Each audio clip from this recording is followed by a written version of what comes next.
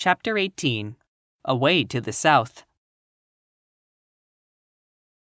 Dorothy wept bitterly at the passing of her hope to get home to Kansas again. But when she thought it all over, she was glad she had not gone up in a balloon. And she also felt sorry at losing Oz, and so did her companions. The Tin Woodman came to her and said, "Truly I should be ungrateful if I failed to mourn for the man who gave me my lovely heart. I should like to cry a little because Oz is gone, if you will kindly wipe away my tears, so that I shall not rust." "With pleasure," she answered, and brought a towel at once. Then the Tin Woodman wept for several minutes, and she watched the tears carefully and wiped them away with the towel. When he had finished, he thanked her kindly and oiled himself thoroughly with his jeweled oil can to guard against mishap. The Scarecrow was now the ruler of the Emerald City, and although he was not a wizard, the people were proud of him. For, they said, there is not another city in all the world that is ruled by a stuffed man. And, so far as they knew, they were quite right. The morning after the balloon had gone up with Oz, the 4 travelers met in the throne room and talked matters over. The Scarecrow sat in the big throne, and the others stood respectfully before him. "We are not so unlucky," said the new ruler. "for this palace and the Emerald City belong to us, and we can do just as we please.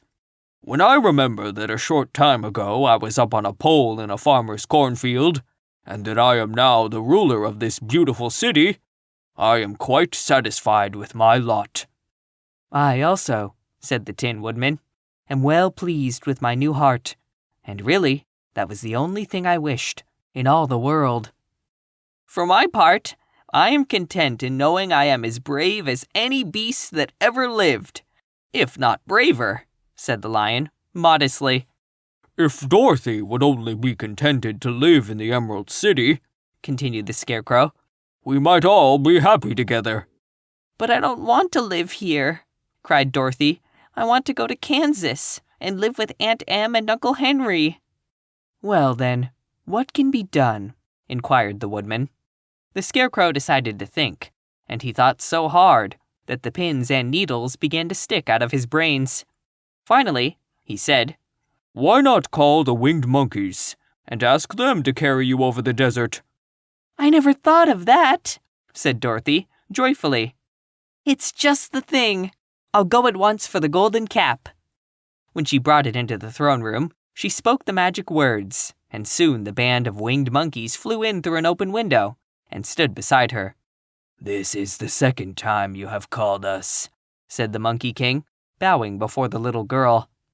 "What do you wish?" "I want you to fly with me to Kansas," said Dorothy. But the Monkey King shook his head.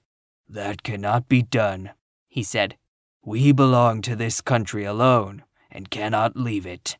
There has never been a winged monkey in Kansas yet, and I suppose there never will be, for they don't belong there. We shall be glad to serve you in any way in our power, but we cannot cross the desert. Goodbye." And with another bow, the Monkey King spread his wings and flew away through the window, followed by all his band. Dorothy was almost ready to cry with disappointment. "I have wasted the charm of the golden cap to no purpose," she said, "for the winged monkeys cannot help me." "It is certainly too bad," said the tender-hearted Woodman. The Scarecrow was thinking again, and his head bulged out so horribly that Dorothy feared it would burst. "Let us call in the soldier with the green whiskers," he said, "and ask his advice." So the soldier was summoned and entered the throne room timidly, for while Oz was alive, he never was allowed to come further than the door. "This little girl," said the Scarecrow to the soldier, "wishes to cross the desert. How can she do so?"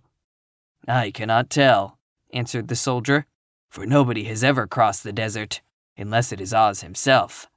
"Is there no one who can help me?" asked Dorothy, earnestly. "Glinda might," he suggested. "Who is Glinda?" inquired the Scarecrow. "The Witch of the South. She is the most powerful of all the witches and rules over the Quadlings. Besides, her castle stands on the edge of the desert, so she may know a way to cross it." Glinda is a good witch, isn't she? Asked the child. The Quadlings think she is good, said the soldier, and she is kind to everyone.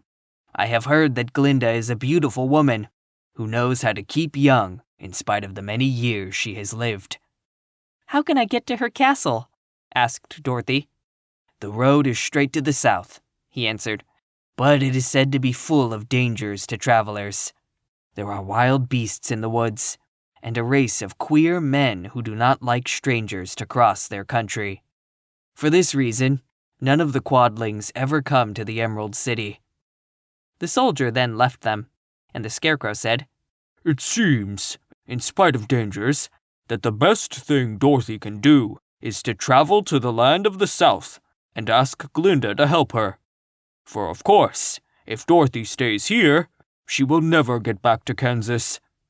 You must have been thinking again, remarked the Tin Woodman. I have, said the Scarecrow.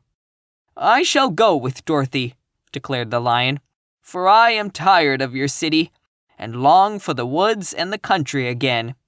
I am really a wild beast, you know. Besides, Dorothy will need someone to protect her.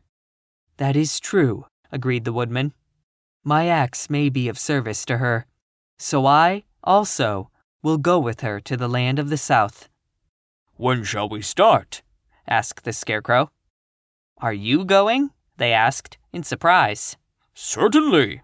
If it wasn't for Dorothy, I should never have had brains. She lifted me from the pole in the cornfield and brought me to the Emerald City. So my good luck is all due to her, and I shall never leave her until she starts back to Kansas for good and all. Thank you, said Dorothy, gratefully. You are all very kind to me, but I should like to start as soon as possible. We shall go tomorrow morning, returned the Scarecrow.